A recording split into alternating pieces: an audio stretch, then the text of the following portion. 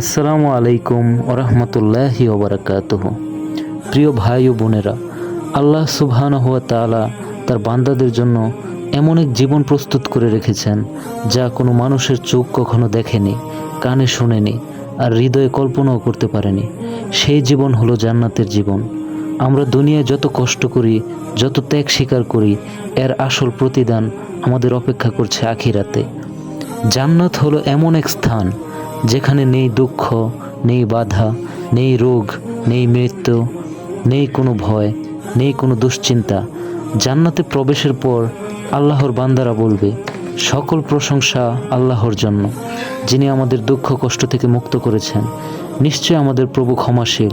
তিনি আমাদের এই জান্নাতের স্থায়ী ঘরের জায়গা দিয়েছেন, যেখানে আমরা ক্লান্ত হব না, দুঃখ পাব না। কল্পনা করুন, অসংখ্য বাগান, সবুজে ঢাকা জান্নাত, যার তলদেশ দিয়ে প্রবাহিত হচ্ছে মধু, দুধ, খাঁটি পানি আর সুগন্ধি পানীয়ের নহর। এমন ফলের বাগান যা খেতে কখনো শেষ হবে না। একটি ফল খাওয়ার পর তা আবার নতুন স্বাদে হাজির হবে। গাছের ফল হবে এত কাছে যে জান্নাতবাসী হাত বাড়ালেই তা তার হাতে চলে আসবে। রাসূলুল্লাহ সাল্লাল্লাহু আলাইহি ওয়াসাল্লাম বলেছেন, জান্নাতে এমন প্রসাদ আছে যার ইট হবে সোনার উপর আর সিমেন্ট হবে কস্তুরীর সুগন্ধি। দুনিয়ার বিলাসবহুল প্রাসাদ যতই হোক না কেন, জান্নাতের একটি ঘরের একটি কোণার সাথেও তুলনা করা যায় না। প্রতিটি জান্নাতবাসীর জন্য থাকবে আলাদা আলাদা প্রসাদ, যেখানে থাকবে নরম রেশমি বিছানা, ঝলমলে আলো আর চিরস্থায়ী প্রশান্তি। জান্নাতের মানুষরা সবাই হবে সমবয়সী, সবাই হবে সুদর্শন, তারুণ্যে ভরপুর, যেখানে থাকবে না বার্ধক্য, থাকবে না কোনো অসুস্থতা। প্রত্যেকে থাকবে 33 বছরের তরুণ অবস্থা নিয়ে। তাদের মুখে থাকবে আনন্দের হাসি, মনে থাকবে প্রশান্তি। কারো প্রতি কারো ঈর্ষা থাকলে হিংসা থাকবে না, থাকবে শুধু ভালোবাসার ভ্রাতৃত্ব।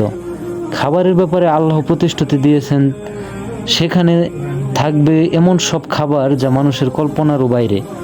প্রতিটি পদ হবে সুস্বাদু, পবিত্র এবং অফুরন্ত। পানীয়ের জন্য থাকবে সোনার পাত্র আর রূপার গ্লাসে ভরা ঝর্ণার মতো প্রবাহিত খাঁটি দুধ, মধু আর সুগন্ধি শরবত। কিন্তু সেখানে কোনো ক্ষতি নেই, কোনো নেশা নেই, শুধু আনন্দ আর প্রশান্তি। এখন আসুন জান্নাতের সবচেয়ে বড় নেয়ামতের কথায়। হাদিসে এসেছে, জান্নাতবাসীদের জন্য আল্লাহর পক্ষ থেকে সবথেকে বড় পুরস্কার হবে তার দর্শন। একদিন আল্লাহ জান্নাতবাসীদের সম্মুখে আসবেন আর তারা তাদের রবকে দেখতে পাবে। তখন সব নেয়ামতকেও তুচ্ছ মনে হবে, কারণ আল্লাহর চেহারা দেখার সুখই হবে সর্বোচ্চ সুখ, যা অন্য কোনো কিছুর সাথে তুলনীয় নয়।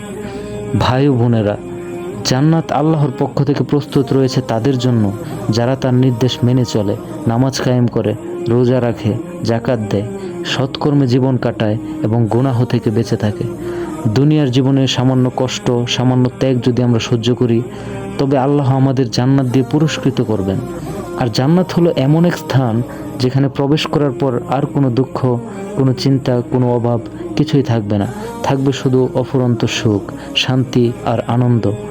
তাই আসুন আমরা সবাই দোয়া করি, হে আল্লাহ, আমাদের গুনাহ মাফ করুন, আমাদের ঈমানকে মজবুত করুন, আমাদের অন্তরকে পবিত্র করুন।